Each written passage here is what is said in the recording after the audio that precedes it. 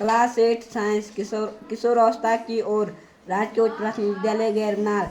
किशोरावस्था में लड़कियों में होने वाले शारीरिक बदलाव, लंबाई का बढ़ना, स्तनों का विकास, माहवारी की शुरुआत, वजन का बढ़ना, कूल्हों का चौड़ा होना, जनन अंगों पर और बाजू के नीचे बालों का उगना। किशोरावस्था में लड़कों में होने वाले शारीरिक बदलाव, लंबाई का बढ़ना, चेहरे पर मुहासे हो सकते हैं, लिंग का विकास होना और जनन अंगों में बाल निकलना, आवाज में भारीपन, चेहरे और शरीर पर बालों का उगना। किशोरावस्था में गुस्से का कारण, मोबाइल गेम का असर, पोर्न तक आसान पहुंच, माँ बाप का आपसी रिश्ता, हार्मोन में बदलाव। किशोर लड़के का षड्यंत्र, एडम्स एप्पल निर्धारण, जब एक्स और वाई गुणसूत्र आपस में मिलते हैं तो या लड़का होता है या लड़की पैदा होती है। पीयूष ग्रंथि, थायराइड ग्रंथि, एड्रिनल ग्रंथि, अग्नाशय, स्त्रियों में अंडाशय की स्थिति, वृषण। किशोरावस्था बाल विकास काल 12 वर्ष से 18 वर्ष तक रहता है। इस बात पर कोई मतभेद नहीं हो सकता है कि किशोरावस्था जीवन का सबसे कठिन काल है। किशोरावस्था शब्द अंग्रेजी में एडोलेंस का हिंदी रूपांतरण है। एडोलेसेंस शब्द लैटिन भाषा के एडोल्सियर से बना है, जिसका अर्थ परिपक्वता की ओर बढ़ना। किशोरावस्था की समस्याएं।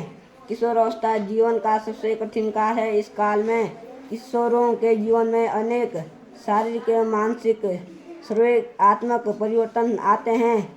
स्टेनले हॉल ने लिखा है, किशोरावस्था बड़े संघर्ष, तनाव तथा विरोध की अवस्था है। किशोर अवस्था जीवन काल की वह अवधि जब शरीर अपने अंगों को विकसित करता है, वह अवस्था किशोर अवस्था कहलाती है। यह अवधि लगभग 11 वर्ष की आयु से प्रारंभ होती है और 18 या 19 वर्ष की आयु तक रहती है। लड़कियों में यह अवस्था लड़कों की तुलना में 1 या 2 वर्ष पहले ही प्रारंभ हो जाती है। यौन आरंभ में होने वाले परिवर्तन, लंबाई में वृद्धि होनी शुरू हो जाती है, शरीर की आकृति में बदलाव आना शुरू हो जाता है, शौर में परिवर्तन हो जाता है, लड़कों के अंदर एडम्स एप्पल उभर कर बाहर आ जाता है और लड़कियों की आवाज़ और तेज हो जाती है, जनन अंगों का विकास हो जाता है, लड़कियों में अंडाशय के आकार में वृद्धि हो जाती है, लड़कों को दाढ़ी मूछ आने लग जाती है। यौन आरंभ के साथ ही विश्राम, टेस्टोस्टेरोन या पुरुष हार्मोन का प्रारंभ हो जाता है। लड़कियों में अंडाशय एस्ट्रोजन या स्त्री हार्मोन बनाना शुरू हो जाता है। स्राव, अंडाशय में जब अंडाणु बनते हैं तब वह अंडाणु माता के शरीर में 28 से 30 दिन तक रहता है। अगर वह निषेचन नहीं करता तो वह फूट जाता है और शरीर से बाहर निकलता है। इससे स्त्रियों में रक्तस्राव होता है, जिसे रजोधर्म या ऋतुस्राव कहते हैं। संतान का लिंग निर्धारण। लिंग निर्धारण में गुणसूत्रों की अहम भूमिका होती है। पुरुष के पास XY गुणसूत्र होते हैं, जबकि माता के पास XX गुणसूत्र होते हैं। जब माता गुणसूत्र पुरुष गुणसूत्रों से मिलते हैं, यानी कि जब शुक्राणु अंडा से मिलते हैं, तो निषेचन होता है। इस निषेचन के दौरान अगर पुरुष का X गुणसूत्र माता के गुणसूत्रों से मिलता है तो वह लड़की होगी, जबकि अगर पुरुष का Y गुणसूत्र माता के X गुणसूत्र से मिलता है तो उस समय संतान लड़का होगा। नीचे की फोटो को देखकर आप इसे और भी बेहतर तरीके से समझ सकते हैं। हार्मोन हमारे शरीर में बहुत सारी प्रक्रियाएं चलती हैं। उन्हें में से बहुत सारी ग्रंथियाँ अलग अलग हार्मोन उत्पन्न करती हैं, जो हमारे शरीर में अलग अलग कार्य करते हैं। चलिए जानते हैं कुछ महत्वपूर्ण हार्मोन के बारे में। पीयूष ग्रंथि, यह ग्रंथियां हमारे शरीर के वृद्धि को नियंत्रित करती है। पीयूष ग्रंथि से निकलने वाले हार्मोन को वृद्धि हार्मोन कहते हैं। यह ग्रंथि हमारे मस्तिष्क में पाई जाती है। इस ग्रंथि के सही से काम न करने पर लंबाई या तो ज़्यादा बढ़ जाती है या फिर नहीं बढ़ती।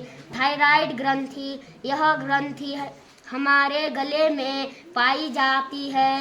यह हमारी आवाज़ को संतुलित करने का काम करती है।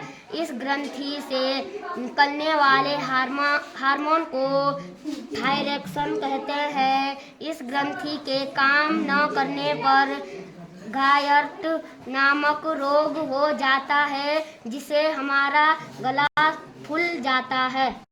एड्रिनल ग्रंथि, यह ग्रंथि हमारे पेट के हिस्से में पाई जाती है। इस ग्रंथि से एड्रेनालिन नामक हार्मोन बनता है, जो हमारे शरीर के क्रोध, चिंता और उत्तेजना को संतुलित करता है। अग्नाशय, यह हार्मोन भी हमारे पेट के हिस्से में पाया जाता है। इससे इंसुलिन नामक हार्मोन उत्पन्न होता है, जो हमारे शरीर में खाने को पचाने में सहायक होता है। इसकी वजह से डायबिटीज नामक बीमारी हो जाती है। अंडाशय, यह स्त्री संबंधी अंग है। इससे एस्ट्रोजन नामक हार्मोन उत्पन्न होता है। वृषण, यह पुरुष संबंधी अंग है। इससे टेस्टोस्टेरोन हार्मोन उत्पन्न होता है। किशोर की पोषण अवस्थाएं, हमारा शरीर बहुत सारी कोशिकाओं से मिलकर बना होता है। हर कोशिका अलग अलग कार्य करती है। किशोर अवस्था के दौरान शरीर की तेज से वृद्धि होती है।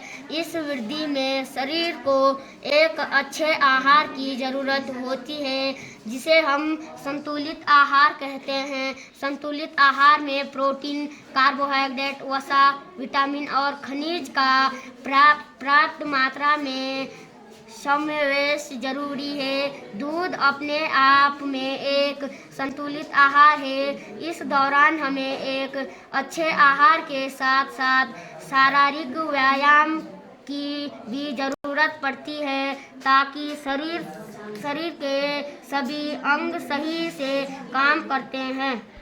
ऋतुस्राव क्या है? जब अंडाणु का निषेचन नहीं हो पाता है, तब गर्भाशय की अंदरूनी परत में जमी हुई रुधिर वाहिकाओं की परत टूटती है और योनि द्वारा बाहर आती है। इसे ऋतुस्राव कहते हैं। से कौन सा परिवर्तन यौनारंभ के दौरान नहीं होते? रजोनिवृत्ति, स्त्रियों में होने वाली मासिक स्राव की सामान्य अवधि क्या है? 28 दिन। निम्न में कौन आहार किशोर के लिए सर्वोत्तम है? रोटी, दाल, सब्जियां। किशोर अवस्था की उम्र है 11 से 19। लड़कों के गले में उभरा हुआ भाग कहलाता है एडम्स एप्पल या कंठमणि। यौनारंभ प्रारंभ के साथ ही पुरुष हार्मोन स्रावित होता है, उसे क्या कहते हैं? टेस्टोस्टेरोन। मनुष्य की कोशिका के केंद्रक में कितने जोड़े गुणसूत्र पाए जाते हैं? 23 जोड़े। हमारे देश में लड़कियों का विवाह किस उम्र के पहले करना कानून अपराध है? 18 वर्ष। कौन नर जनन हार्मोन है? एस्ट्रोजन। निम्न में कौन सा गुणसूत्र शिशु को लिंग नर निर्धारण करता है? XY। कितने उम्र को शैशवावस्था कहा जाता है? 0 या 5 वर्ष। जन्म लेने वाले शिशु के लिंग निर्धारण के लिए जिम्मेवार कोशिका की संरचना को कहते हैं गुणसूत्र। पीड़ित व्यक्ति से स्वस्थ व्यक्ति में एड्स फैल सकता है। खून चढ़ाने से मानव में वृद्धि किस आयु में रुक जाती है? 20 या 25 वर्ष की आयु में। कौन सी ग्रंथि से एड्रेनालिन उत्पन्न होती है? एड्रिनल ग्रंथि।